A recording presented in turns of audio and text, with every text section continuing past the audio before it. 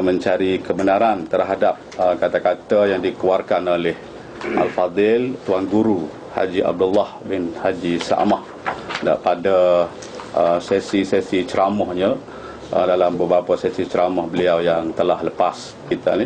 Dipersilakan Tok Guru lah. Bismillahirrahmanirrahim. Assalamualaikum warahmatullahi taala wabarakatuh. Hamdan wa syukran lillah amma ba'd. Lebih dahulu marilah kita sama-sama bersyukur pada Allah Subhanahu wa taala kerana pada malam ini Allah Subhanahu wa taala telah menghimpunkan kita dalam suatu majlis, iaitu majlis seperti mana pengusi kata ni, majlis untuk mencari kebenaran, bukan nak cari kemenangan, insya-Allah. Jadi yang dihormati saudara pengusi, Ustaz Afkar, yang diraihkan semua 3 orang ahli panel dan pemerhati. Saya Hasan bin Mamat, nombor IC 620721715303, tinggal belakang Masjid Kapung Geting. Saya berpendidikan bermula sekolah rendah Geting dan sambung pelajaran saya ke Sekolah Harap Mahliah Geting sehingga tingkat terdepan, berakhir dengan SMU. Itu saja. Jadi Allah Ta'ala wabarakatuh. Terima kasih yang dimuliakan Tuan Pengusi dan ahli panel. Jadi masalah Wahabi saat ni dah. Jadi masalah Wahabi yang disebut oleh Haji Loh tu memang betul belaka. Masalah dalam kitab tu kita sendiri pun kita yakin. Bila sebut kata tu berjism ni memang kafir. Semua orang pas semua yakin gitu. Yang menjadikan masalahnya tindakan Haji Loh tu yang menyebabkan kekeliruan. Lari daripada Wahabi, dia duduk datang. Silap faham, suara dia regah. Okey, dia backing. Okey, kita backing, kita saling minta maaf. Kerana Wahabi dia kata Pah ni Wahabi, dah. Dia kata Pah ni Wahabi, dia lari kepada Wahabi kerana Wahabi ni mujassimah, kafir. Dia kira duduk atas UMNO. UMNO ni 2 kali kafir kalau kita nak kira di segi hukum mengikut UMNO. UMNO ni 2 kali kafir kalau kita nak kira di segi hukum mengikut UMNO. UMNO ni 2 kali kafir kalau kita nak kira di segi hukum mengikut.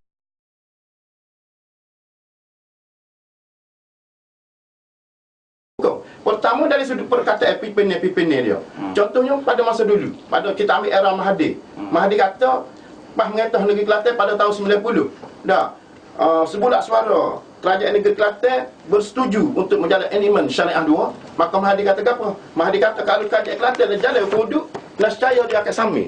Jadi di sini menunjukkan bahawa UMNO toksik ke Islam. Tapi Haji Loh buat kenyataan UMNO lah yang memperjuangkan Islam. Di sini menyebabkan kekeliruan di kalangan orang kampung. So, yang kedua masalah DAP. DAP ni betul kafir. Tapi kafir kita boleh saing kalau boleh mengutung kepada Islam. Seperti mana berbeza dengan kafir yang duduk dalam Barisan Nasional. Contoh MCA. MCA hari ni bila orang nak laksana MCA hari ni berlainan dengan DAP. Contoh DAP.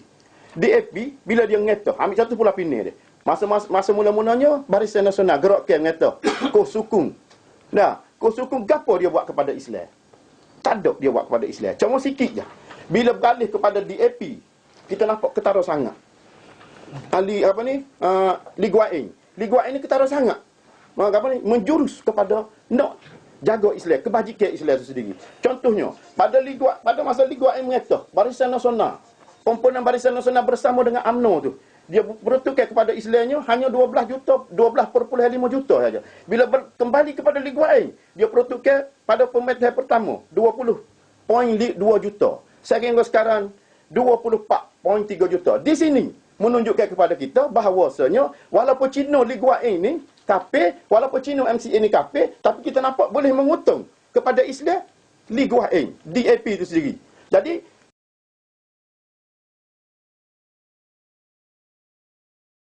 yang ketiga pula, masalah kata Pah ni tidak memperkasakan ahli sunnah wal jemaah. Kita tidak ingat kau? Kita semua sudah lupa kau? Bila Tugu ngetah negeri Kelantan, berapa banyak keluasan balok Tugu withdrew kepada Persatuan Pondok Berhak Kelantan. Dan Tugu pula beri mandat pula. Tugu tak cabut tangan sikit abuk. Seher-seher yang asli daripada jual balok terus kepada pondok tu sendiri, kontrol apa supaya kalau tak kedainya minta jauh minta jauh daripada Allah Subhanahu Wa Taala supaya benda ni tidak tukar. Tu guru nak mengelak. Tak kedainya tukar kajian boleh kepada Barisan Nasional. Maka Barisan Nasional akan ngenak pula duit-duit hak pondok ni. Maka tu guru nak mengelak gitu, tu guru terus kepada pondok menguruskan duit itu sendiri. Saya rasa tiga soalan ni. Saya rasa terjawab dah 3 soalan. Sekian, terima kasih. Okay, terima kasih. Masuk round yang kedua dah. Masuk round yang kedua. Dipersilakan sebelah sini buat dah.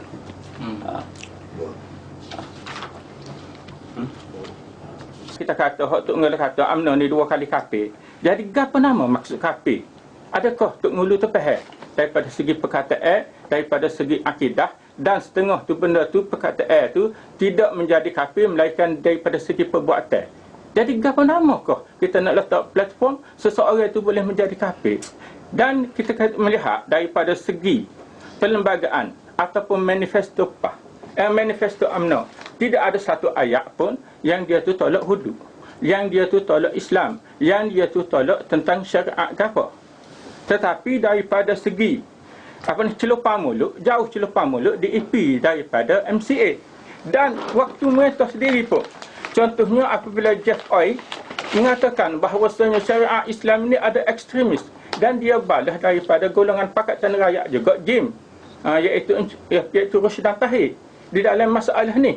Dan seorang ketua pemimpin DAP Perak yang baca Quran tu tak betul tu pernah mengatakan kepada Dr. Ridwan Lee apabila membicarakan tentang Islam, dia kata fuck your religion,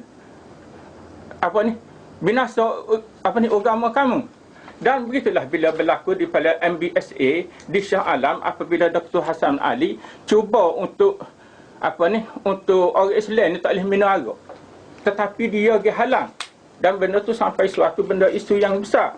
Tetapi benda ni tidak berlaku di dalam pakatan-pakatan yang diterajui oleh UMNO. MCA tidak sebiadak tu, walaupun dia ni kafir. Dan kita anggap kedua adalah kafir belaka. Yang kita pada konsep asal, sebab mengikut Fatwa PAH tahun 63, sesiapa yang bersama dengan kafir untuk memerintah adalah berdosa besar atau kafir. Dan benda itulah yang dibawa oleh PAH hari itu. Tapi hari ini sudah menemukan nada. Jadi benda itulah yang mungkin kita akan bincang sekali lagi. Wallahu a'lam.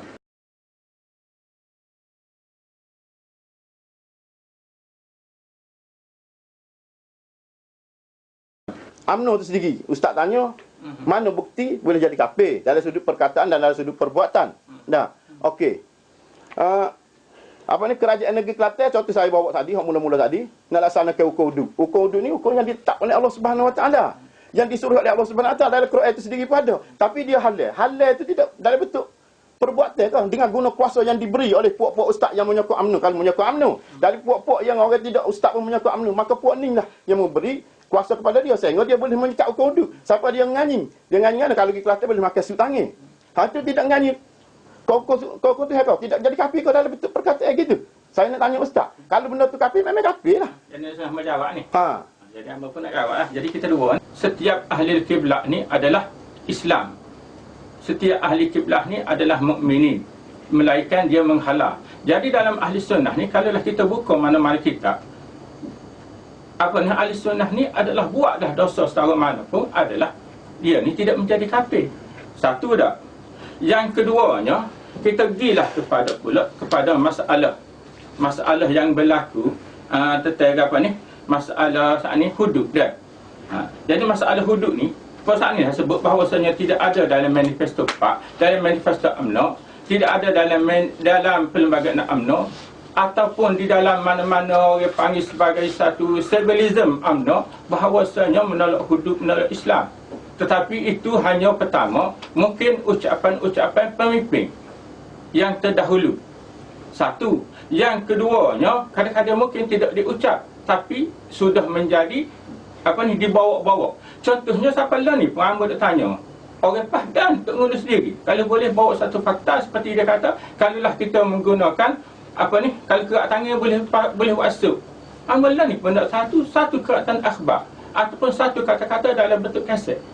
Yang keduanya, kita kena tahu bahawasanya hudud, kalaulah dalam Quran ni bukan masalah hudud kisah sahaja, tetapi hudud yang meliputi daripada hukum nikah kahwin, hukum bagi sedekah, hukum haji yang disebutkan dalam ayat tilka hududullah. Tapi hak ni kita abaikan, kita nampak hak ni. Dan waktu pilihan raya di Terengganu, waktu Wahid Enduk tanding hari itu, Haji Hadis sendiri mengatakan bahawasanya apabila orang nak cuba highlight tentang hukum hudud ni, kata hudud ni adalah 0.001% di dalam kehidupan dunia. Dia cuba sebut masalah tu. Dan UMNO pun tak bawa benda ni lama dah. Istighfar apabila kena kepada diri kita, itulah ucapan kita. Dan satu lagi yang nak sebut, saya sebut sini sikit lagi, bahawasanya banyak beza antara hudud FAH dengan hudud Islam. Wallahu a'lam.